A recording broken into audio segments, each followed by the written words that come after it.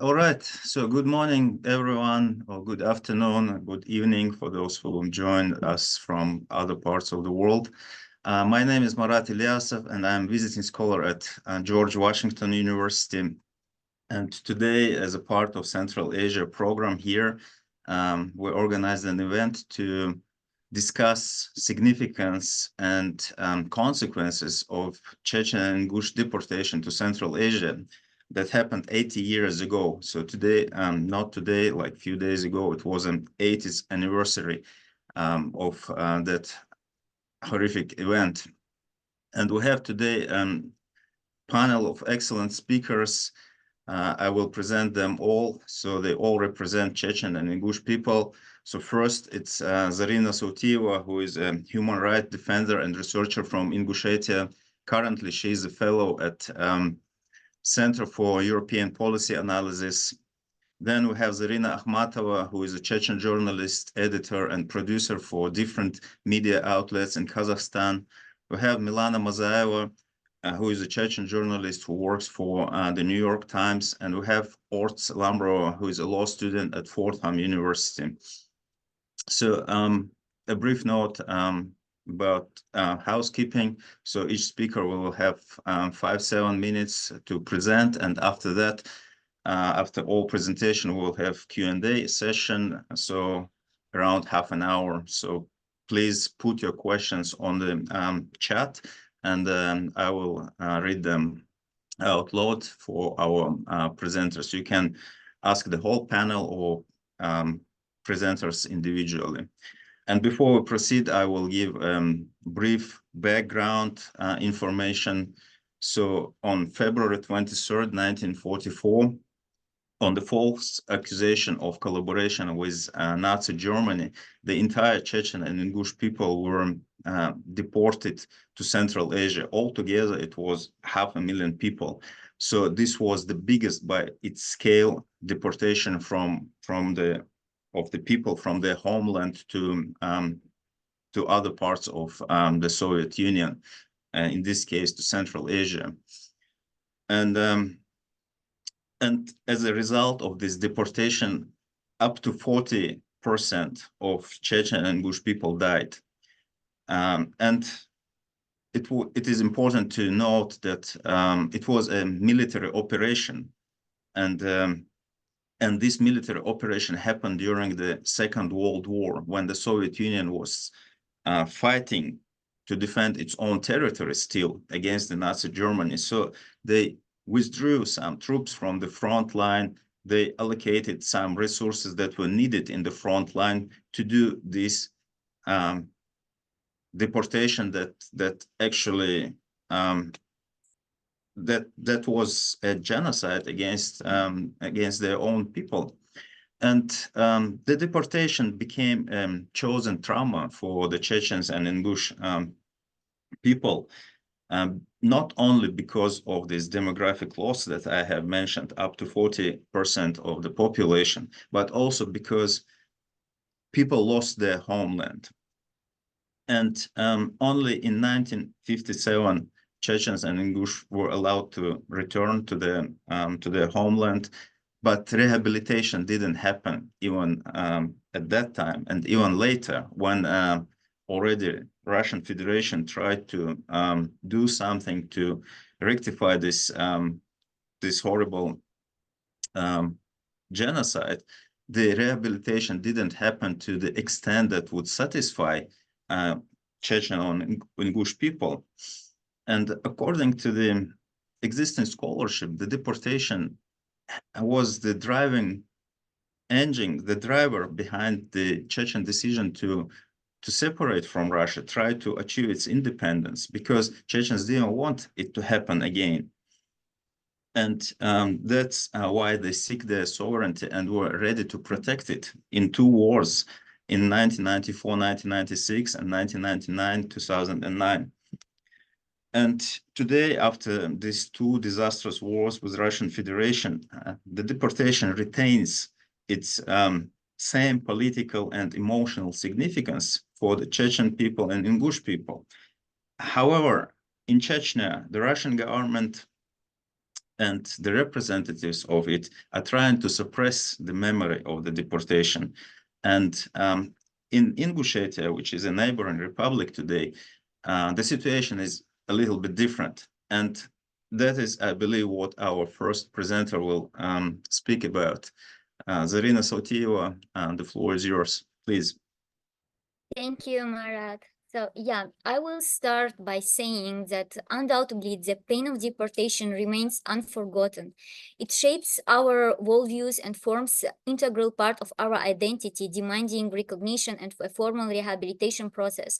However, as Marat mentioned, at the state level, Russia refuses to acknowledge the injustice and crimes committed against entire nation, and no meaningful rehabilitation efforts have been undertaken. Moreover, the day which is marked in black on the calendar of Ingush and Chechens is celebrated throughout the whole country as the Defender of Fatherland Day. Yet, not a single federal level politician mentions in their speeches that for these two peoples, this day is a time of mourning. Regional authorities, fearing reprimand from the Kremlin, attempt to reconcile the irreconcilable on, on February 23rd, organizing both ceremonial events for this Fatherland Defender Day and mourning commemorations. Especially it happens in Ingushetia, where usually a solemn morning rally is held and where only government officials and individuals approved by the authorities are granted the floor. Consequently, the speeches being read undergo a certain level of censorship. The situation in Chechnya presented a nuanced picture. In 2011, the Day of Remembrance and Sorrow was rescheduled to May 10th. Kadyrov justified this change, citing the importance of aligning with national holidays observed in other regions of Russia.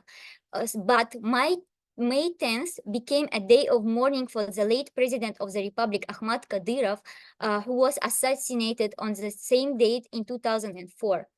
In 2014, defying strict prohibition, human rights advocate Kutayev organized a conference on deportation in Grozny. Despite scheduling the event the week before the deportation day to mitigate risks, attendees were summoned to the Chechen administration almost on the same evening. Later, Kutayev was arrested, charged with heroin possession, and sentenced to 3 years in prison. However, in 2019, ceremonies were held in mosques throughout Chechnya, and morning meeting was held in Grozny. The following year, both Kadyrov and Chechen officials participated in the morning event themselves. So, but the 80th anniversary went unnoticed. At the memorial to fallen law enforcement officers, Chechen officials and religious representatives paid tribute to the victims of deportation, but the event took place without the participation of without Kadyrov, who limited his involvement to a publication on the Telegram channel. So regarding the mentioned monument, in 1992, through the efforts of ordinary Chechens, a memorial monument was opened on the outskirts of Grozny. From tombstones found amid rubble, landfills, and along roads. On the wall behind these tombstones was written in Chechen, "We will not break, we will not cry, and we will not forget." And since its establishment, February 23rd morning events were held at this site. However, in 2014, Kadyrov dismantled the monument, and the fate of these tombstones remained a mystery until they were discovered on within the premises of the memorial dedicated to fallen law enforcement officers. The current memorial features a large stone bearing a quote from Ahmad Kadyrov, "Let justice prevail."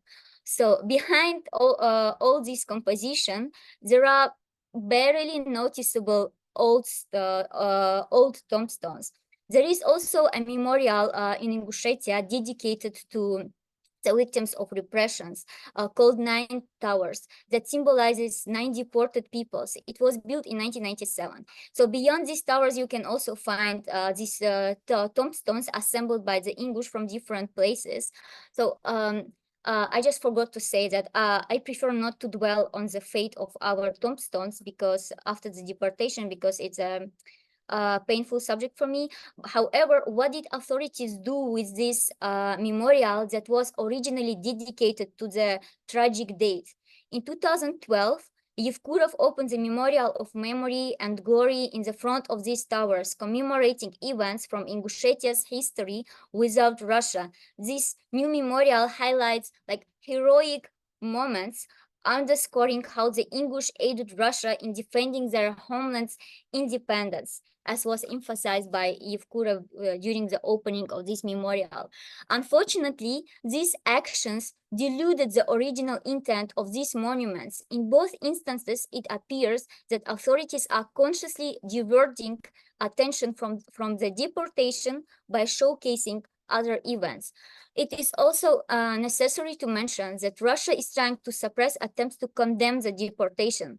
Last summer, new history textbooks for the 10th grade were presented, where after the paragraph about Ukrainian nationalists, there is a paragraph that asserts that Soviet government decided to deport peoples, including Ingush, Chechens, Karachais, and others, because of collaboration with Nazi Germany.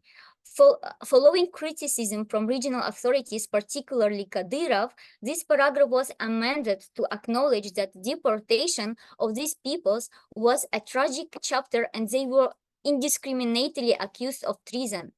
However, it is anticipated that these edited textbooks will only be implemented in certain regions of the North Caucasus in the near future, while students in other parts of Russia will continue to encounter narratives emphasizing betrayal and the necessity of deporting these peoples. So all this comes in addition to attempts to rehabilitate Stalin himself. So what can we discuss if even now we can hear from educated Russians that Stalin could not have deported entire peoples without valid reasons? In conclusion, I would say that indigenous and small-numbered peoples of Russia, especially those who were deported, fear that dismantling of one colonial structure does not necessarily free them from other forms of dependency, until there is a clear blueprint for political system in which all peoples of Russia can feel secure in every sense, politically, physically, religiously, and culturally. There will persist a fear that peoples remain confined and vulnerable to the possibility of recurrence of the terrible events of deportation. Thank you. Thank you very much, Zarina. Our next speaker is Zarina Akhmatova, who will share with us some insights regarding life of the Chechens in Central Asia, and maybe some those people who remained there after the deportation. Zarina, the floor is yours. Thank you, Murat. Thank you all. I'm really glad to see you, and thank you for hosting us today, because I think it's really important to have such a platforms today and not to forget our history. You know, when I was preparing for this roundtable, I came across a story shared by my colleague, journalist here in Kazakhstan, Galina Starovoitova. She posted it in Instagram. Many years ago, her maternal uncle, already an adult, quite mature man, went on a pilgrimage to Mecca. As he found himself near the Kaaba, surrounded by a multitude of people, he began to doubt whether he could reach the shrine, the Kaaba, and touch it. It's really important for Muslim people. Suddenly, at that very moment, two strong young men approached him from both sides and literally carried him to Kaaba, gently and with great respect. At first, he didn't understand what was happening, but then he was told it turned out that from afar, Selim Khan Yanderbiev, then acting president of Chechen Republic of Ichkeria, had seen him. He realized that it was difficult for this adult man to walk and sent his men to help him. He understood who he was, that he was a Kazakh, and Yanderbiev, as a Chechen born in Kazakhstan 4 years after the deportation, saw that and so a Kazakh, and help him. And he would, his own uncle or brothers. From my point of view, the story once again underscores the relationship between people, between Kazakh and Chechens and Ingush people. My family, like thousands of others, was forcibly exiled to Kazakhstan. My parents were born here, and so were my brothers and sisters.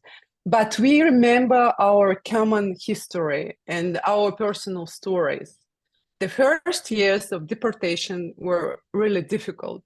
The deportees lived in special camps, suffered from hunger, family ties were disconnected, and as historians say today, this situation, this violent deportation, changed our DNA more than all the wars. Several years ago, Botagoz Kasembekova, a researcher from Basel University, approached me with a proposal, with an offer to participate in an online exhibition, The 100 Objects of Soviet Central Asia. The project was supported by the University of Oxford. I wrote the story, the essay of my maternal grandmother, but for a long time, my mother and I thought about which object photo we could offer, we could provide. And we realized that the tragedy of forced deportation was that entire nations were left without anything, without any belongings. They were deprived of everything, homes, food, loved ones. Every third people died. When I share this information, I say, just imagine they line everyone up and shoot every third people indiscriminately. This is a great pain, a great trauma for many generations. And this must not be forgotten. So returning to my family story, my grandmother, to distract my grandmother, who was only 6 years old girl at the time, cut off her beautiful hair and made a doll from her braid. My grandmother remembered this doll until her death. And through this exhibit, through the scene, we enter in the exhibition. By the way, the doll was drawn by a Ukrainian artist who was forced to leave her country because of war. That's how twisted history is. And I think that is very important not to forget, so that tragedies of the scale are not repeated. When it comes to nowadays to commemorative practices in contemporary Kazakhstan, over the years, they have evolved to separate acts of remembrance. Families gather, especially in villages, to remember the deceased, those who gone, and perform religious rituals. At the national level in Kazakhstan, the 1st of March are marked as a day of gratitude, because not only Chechens and Ingush people were deported to Kazakhstan, but also many other ethnic groups. The very idea of the holiday is a subject to debate, but I can say that people try not to express sharp opinions due to political situation about deportation, even on anniversary of the deportation, because Kazakhstan and Russia currently have diplomatic relations that must be maintained. Usually colleagues ask me what I do, and I consider it's my moral duty, my moral obligation to do everything possible to disseminate this information. For me as a journalist, this is important. This time, on the anniversary of the deportation, I accepted all offers, include this one, to participate in public events. I wrote a couple of media stories and posts. I do believe that especially today, we should strive to remember what happened, record the memories of those who are still alive to avoid false memories in the future, and to prevent the repetition of bloody pages of our history. Thank you so much. Thank you very much, Zarina, for sharing this very touching story. And our next speaker is Milana Mazeva, who will also share her personal stories about deportation. Milana, the floor is yours, please. Hello, everyone again. My name is Milana Mazayeva. I was born and raised in Grozny, Chechnya. And I remember when I was a kid that my grandmother, I was living with grandmother and grandfather. She was, when she was praying, she always mentioned some 6 names, and I didn't know what those names. So when I grew up, I asked her, what are those names? 3 men and 3 women Chechen names that you always mention during your pray. And she said that that was my children who died during the deportation. That's how I first heard about that. My grandparents, they never told about the deportation in the details. They never cried, they never complained. But when I heard about that, about they lost 6 kids, I asked my grandmother to tell me at least one story. How is that happen? And she told me the story of her oldest kid. It was a boy. He was 10 years old, and when they were already in Kazakhstan, there was no food, and they didn't know what to do. It was obvious that the kid's gonna die if they won't find something to eat. So her brother went somewhere and found a chicken, brought chicken, and they boiled that chicken and shared between among kids. So the oldest boy, he got a leg, chicken leg, but he didn't eat it. He said that I'm going to eat it tomorrow morning with the dad. My grandfather was somewhere. He wasn't home that day. So he said, I'm going to eat it tomorrow with the dad. And my grandmother told me that he never woke up. He died with this chicken leg in his hand. That was the only one story that I heard. All the others, when I asked her how they died, she was like, they just died, everyone died that time. And after they lost all their 6 children, 2 years after deportation, my father was born. And 10 days after that, KGB came to my grandparents and they took my grandfather to one of the Gulag camps in Magadan, and he spent there 10 years. So when he came back from Magadan after 10 years, first thing that my grandfather did, it was he gathered all his brothers and cousins and sisters, all his relatives. He gathered them together. He found them all across the Kazakhstan. He was the oldest one in our clan, and he was in charge. So he gathered them.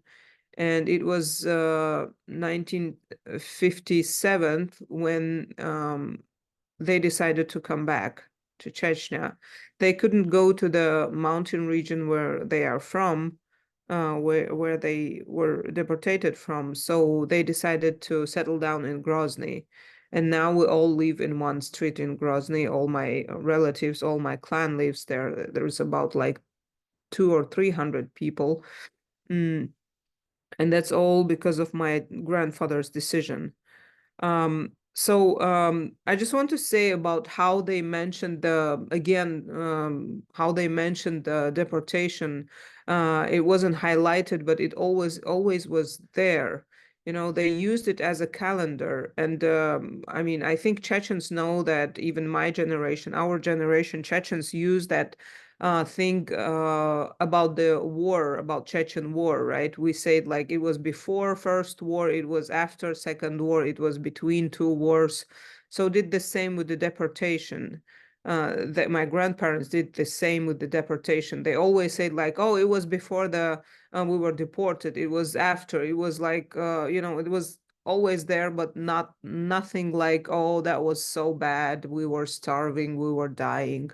I never heard anything like that. And like now I'm just thinking about it, and that what makes me think that they were like much stronger people than we are.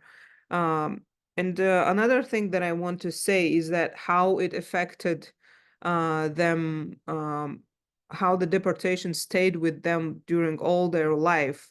It was their attitude toward the food.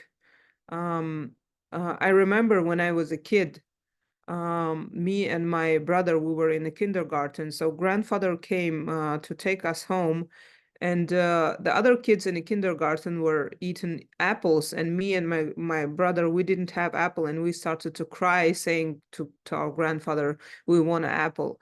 And he said, you want an apple? You will get it right now. And then he turned around, and there was a garbage basket, like a waste food basket, and he took 2 apples from that basket. It was eaten by someone already. He just cleaned them and he gave them to us. And me and my brother, we were like started to eat. Then my mom saw it and he was like, Dada, what are you doing? Why are you giving them these apples that are already eaten by someone? And he was like, why? What's wrong with them? It's just a food. It's the same apple. What's nothing happened if someone bites it before you, you know. That was their attitude to food. And the last thing that I want to say is that if someone of my Russian friends asks me this question about like not really easy relationships between Russia and Chechnya, why is that so hard to understand? Why it never was like good between us? I always say you don't need any other examples. I mean, there are a lot of examples, but you don't need any other examples. Just look at the deportation. You don't need to even research about the deportation. Just go to and Google it, and that's it. Yeah, I think that's all what I wanted to say. Thank you. Thank you very much, Milana. Very touching stories, and thank you for sharing. It's very important not to forget these things that seemingly are small, but in fact they kind of determinants of our lives. And our next speaker is Ort Slamro, who will be talking about the deportation and its significance from the point of view of law, international law, if I'm not mistaken. Ort's floor is yours, please. Thank you, Murat. I'm honored to be speaking next to these wonderful people. My name is Ort Slamro. I was born in Chechnya shortly before the start of the Second Chechen War. So I don't remember the actual war, but I remember those years as a refugee, those feverish years. But what I've always found was interesting was that despite the wars having been recently, when we speak about the deportations, in my family, we speak about them as if they happened almost more recently than the wars, even though the people who saw it were my grandparents, not my parents or me.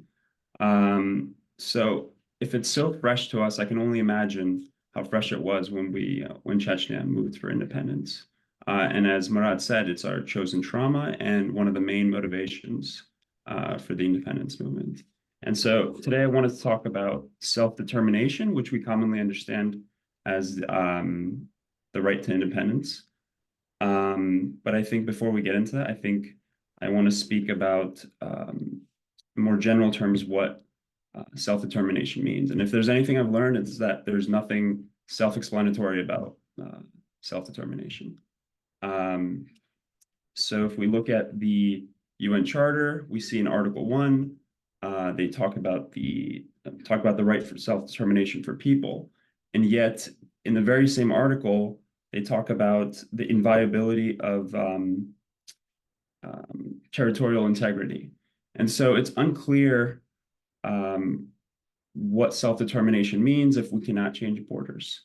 And so international law really it struggles to deal with the problem of self-determination. There's not a clear definition.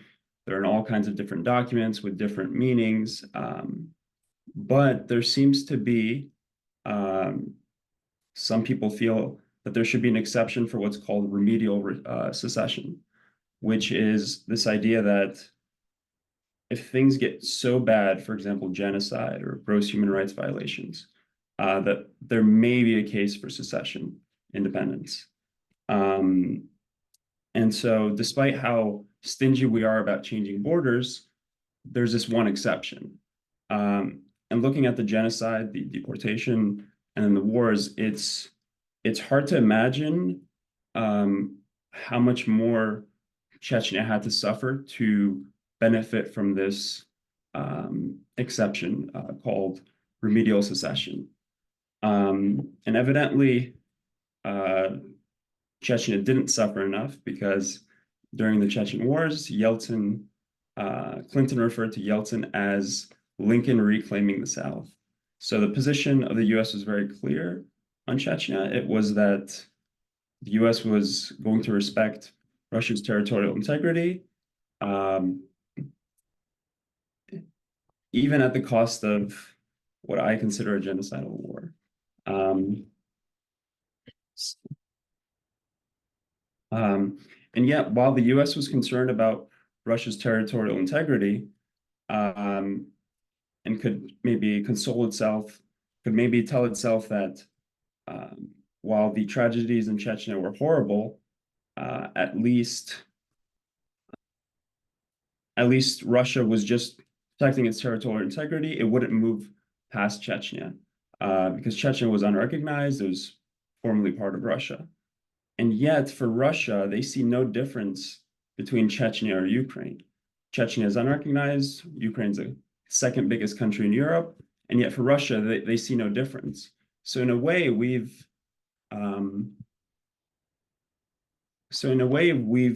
almost legitimated Russia.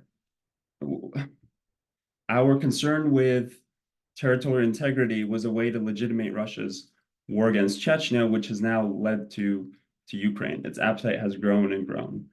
Russia didn't make these distinctions. Like I said, they see no difference between Ukraine and Chechnya, despite having different statuses.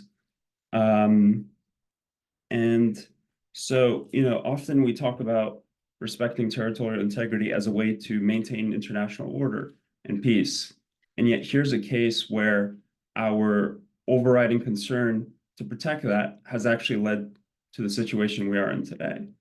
And so I think the question we have to ask is, what are we willing to tolerate in the name of territorial integrity?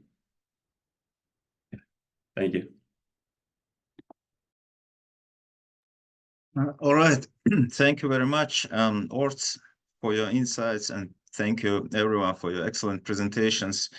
We have Q&A session now, part. So I will prioritize our audience, even though I have myself several questions to ask, but having in mind that we're all connected, I will give the floor to the audience rather than myself.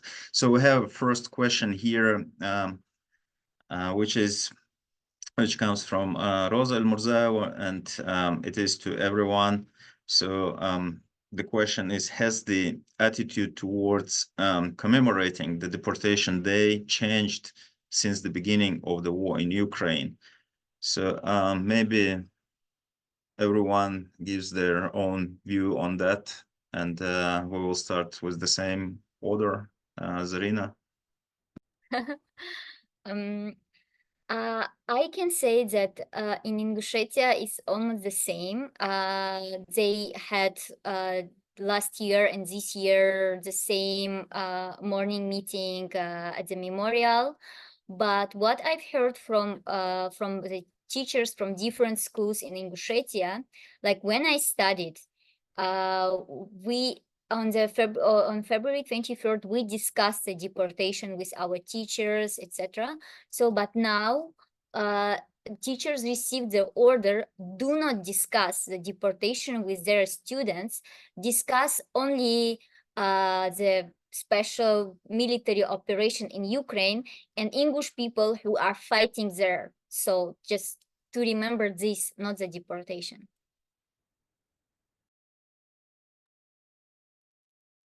All right, Zarina, Any changes in Central Asia?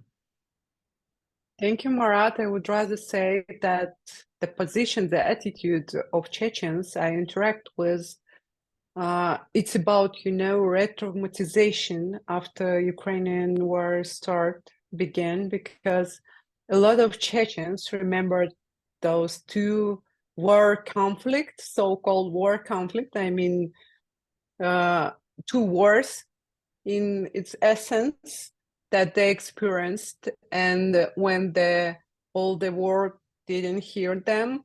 And I would rather say it's, you know, turned their position linked to Chechen wars. But when it comes to deportation, this is a very, you know, it's not significant part of whole Kazakhstani history, but it's about maybe a small part of ethnicity who live here in Kazakhstan now. I mean, the Chechens and Ingush people. And usually, you know, Chechens and Ingush don't make any demonstrations or meetings. And that's why we can't, you know, say that something changed. But when it's come to relationship between Russia and Kazakhstan, as a, you know, person who work with media or near the media, I can say that we don't like here, you know, sharp opinion about Russian politics here in Kazakhstan, because we had to keep balance. We have really large border between Kazakhstan and Russia. And yes, we trying to keep balance and not to speak out about these bloody pages. But, you know, Kazakhstan history and Kazakhstan policy is more diplomatic. And if you want to say something, you can do it, but not in a, you know, big scale. All right, thank you very much. Milana, what is your take on this question? Thank you for this question. I just want to say that I observed during this last 2 years, especially the first year after the war started in Ukraine, a new interest towards Chechnya and its history. And I would agree with Zarina Akhmatova. It's mostly interest to the Chechen wars, but it's in general also an interest to the Chechen history.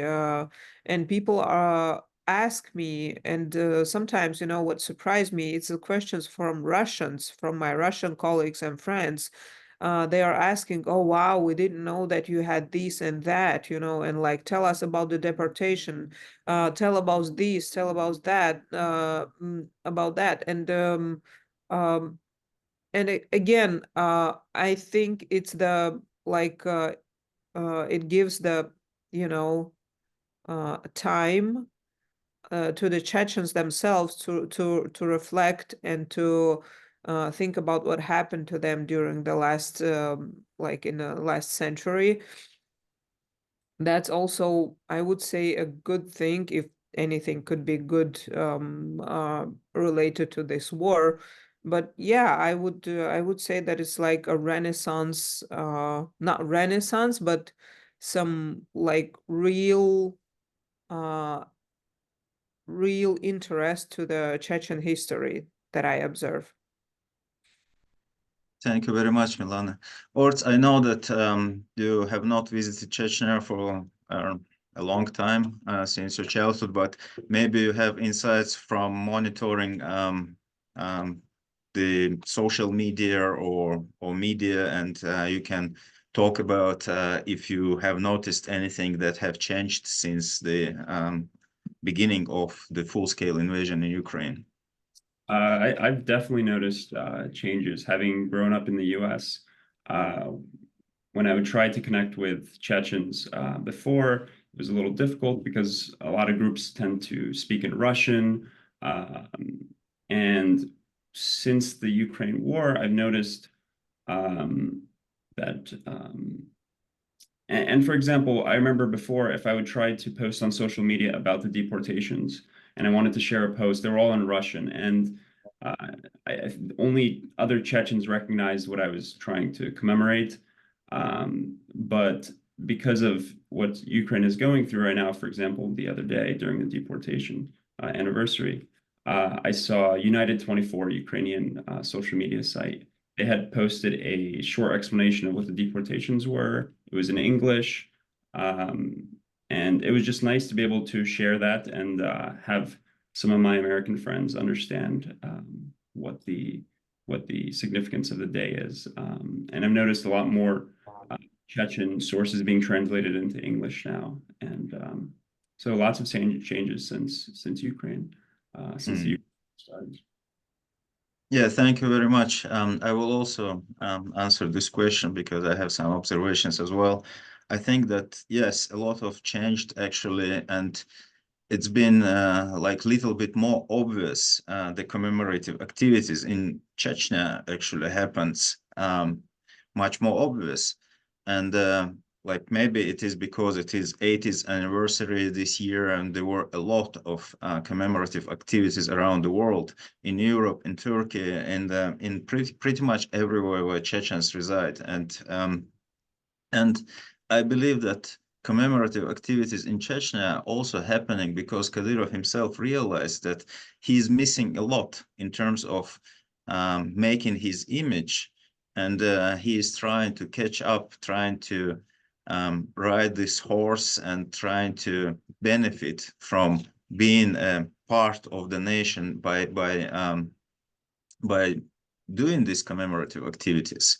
So I think that this is the reason behind why they are actually happening in Chechnya, although there might be different ones.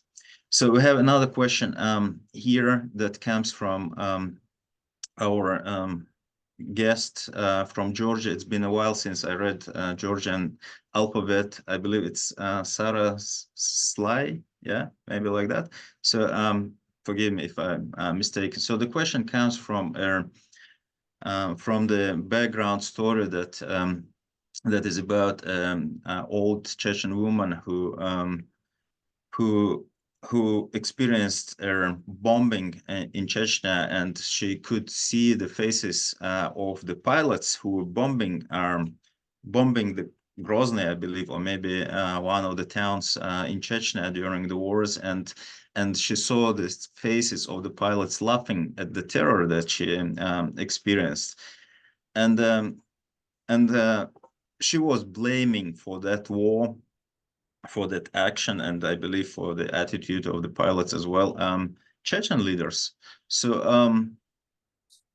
and she was a supporter of Putin. So the question is, how common is this kind of view in Chechnya or among the Chechens, I believe, and where it comes from? Is it the effect of propaganda, or maybe something else? Maybe it is like because of suppression of memory that we were talking about.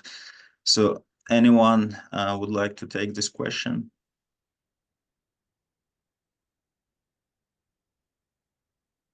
I can answer.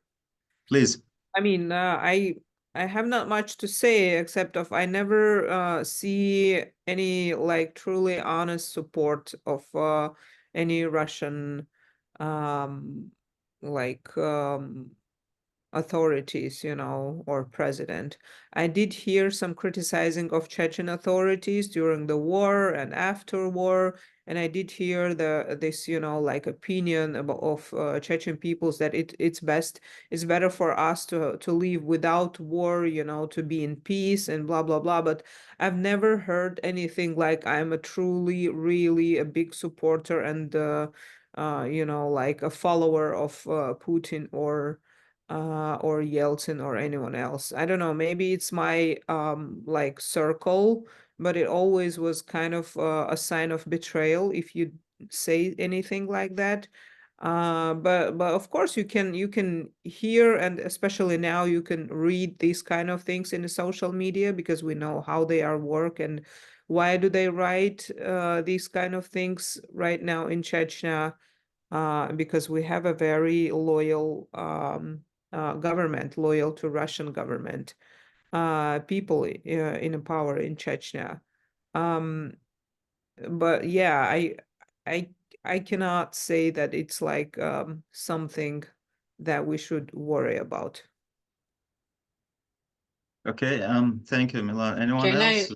Yes, please. Yes. I just want to add that indeed propaganda kills, and we can't underestimate the effect of propaganda for people who are living in Russia, and now we can see this, toxic effect of propaganda for people who live in Russia and send their loved ones to war to Ukraine. And this is a matter of dehumanization when it's come to war.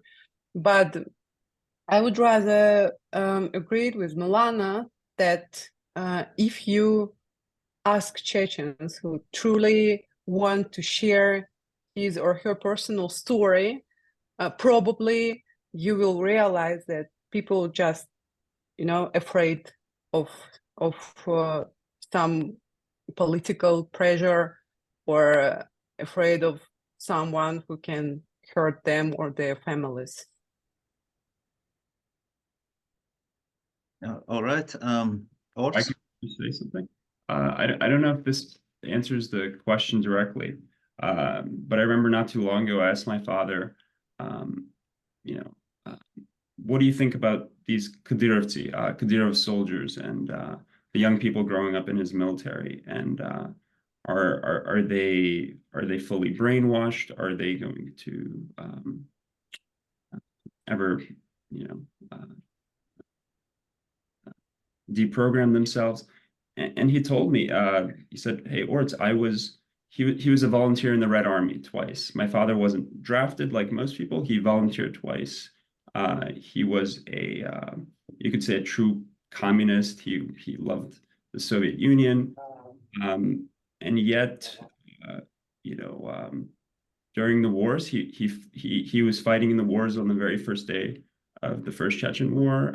He fought a little bit in the Second Chechen War, and so he sees even Kadyrovцы, the very people fighting in Ukraine today. He thinks that they're not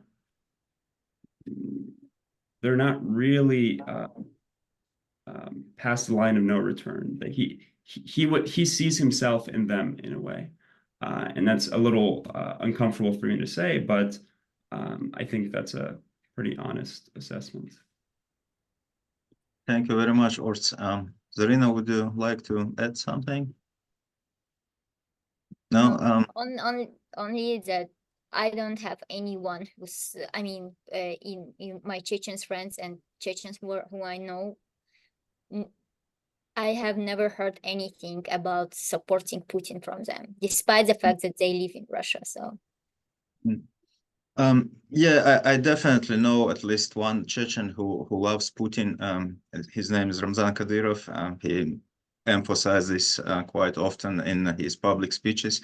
As for the others, I never heard about such a love expressed to Putin by anyone, but I know by fact that propaganda works indeed, as Ors have mentioned, and to me, it's very surprising that even after 2 wars, even after people lived through this horrible events and these traumatic experiences of mass murderers and everything. So even then, that propaganda works for some. So I have some neighbors as well, like former neighbors who fell as victims of this propaganda. But again, they are rather supporters of Russia against Ukraine, for example, or Russia against Europe, or Russia against the West. But yeah, supporters of fans of Putin, I never heard.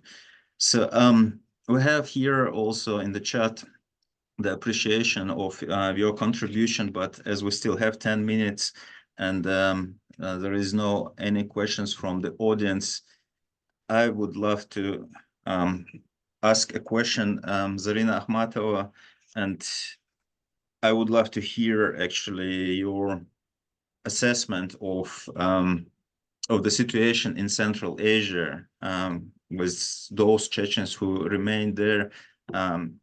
How do they contribute to the country, being Kazakh citizens, or how Kazakhstan contribute to I don't know, encouraging the culture, to preservation of the culture.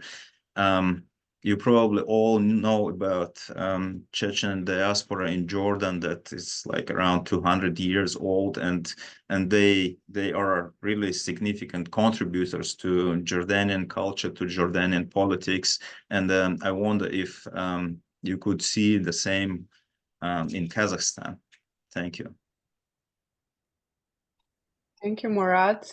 Yes, we can say as the Chechens in the third, second, and fourth generation, we consider ourselves as the citizens of Kazakhstan, but we remember our, history. And a lot of Chechens in Kazakhstan still have this really big ties with historical motherland. I mean, with Chechnya. A lot of Chechens moved to Chechnya maybe a couple years ago and still, but those who live here in Kazakhstan, they trying to contribute in our common activities. And I would love to add something to previous question about, change in attitude to deportation. I would rather say that all the national republic, post-Soviet Union republic, now follow new decolonial discourse here in Kazakhstan.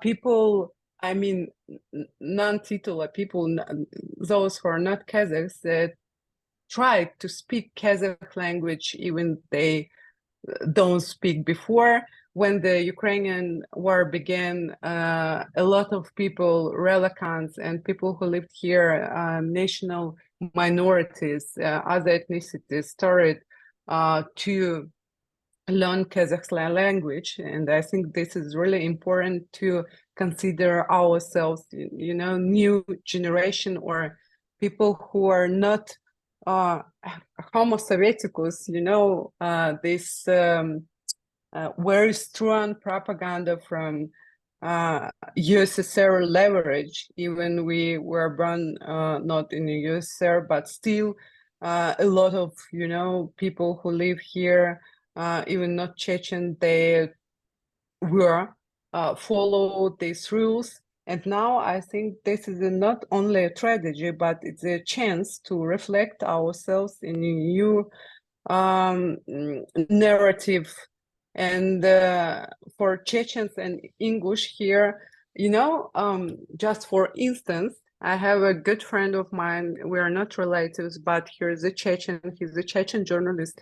And he blamed me every time why I don't talk to him in Kazakh, not in Chechen, because we speak Chechen both, but because he grown up here and his mother and father, they speak Kazakh very well. It's really important here in Kazakhstan when you speak about,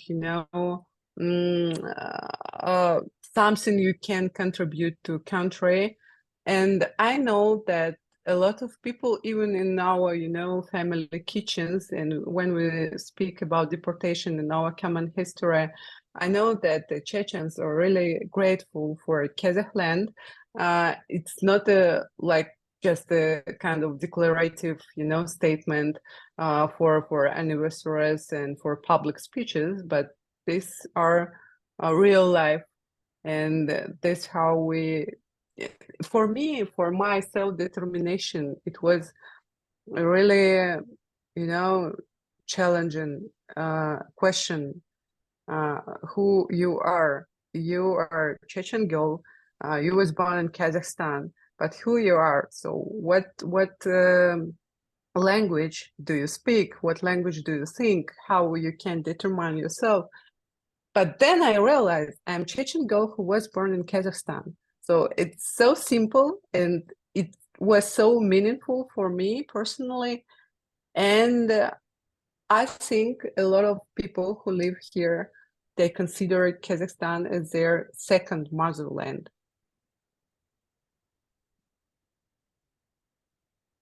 All right. Thank you very much, Zarina. Perfect. And there is some more appreciation of your contribution today. And I still have one more question. So it's to address another Zarina that we have here. And I want to bring us back to the end of the Soviet Union, at the time when Chechens decided to declare their independence and Ingush people decided to stay within the Russian Federation. And I heard many different opinions about this decision, as again, Chechens and Ingush were deported as one nation in Kazakhstan, in Central Asia. They lived as one nation there. They returned as one nation. Then, and then this separation happened. And one of the opinions that was why Chechens decided and Ingush didn't decide was because that it was the question of Prigorny district that was not returned to Ingush people after the deportation. It was taken from the Republic and given to North Ossetia and was never returned back when the Republic was restored. So I would like to hear your opinions, Zarina, about this issue. What do you think? Would Ingush people also go together with Chechens on the independence path, if not for the Prigorny district? Or maybe you could give us some other insights on that. Thank you. Yeah, thank you, Marat. My opinion is that this division, started even before in 1973, because I did discuss this question with different people who were participants of these events. So, and most of them started to feel that Chechens are distancing them in 1973 when they had a big rally in Grozny, asking the government, asking authorities to allow Ingush people to live in Prigorny district, because they were not allowed. They were not allowed to have to register there, to go to the schools, and all these things. So, and in 1992,